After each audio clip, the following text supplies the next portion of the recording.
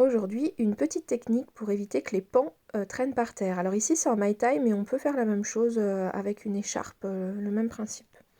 Donc le but c'est de pouvoir raccourcir les pans, c'est-à-dire ici on va faire des nœuds, mais un nœud coulant. En fait on va pas terminer totalement son nœud, on va laisser un petit bout pour pouvoir attraper et le défaire très facilement ensuite dans l'installation.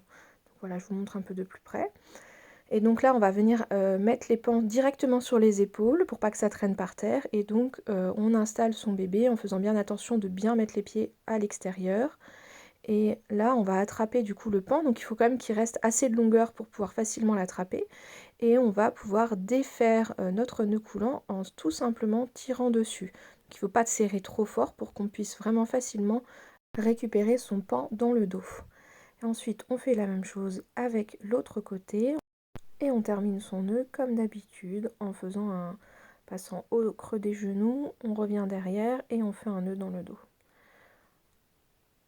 Pour défaire l'installation, on va bien sûr défaire son double nœud.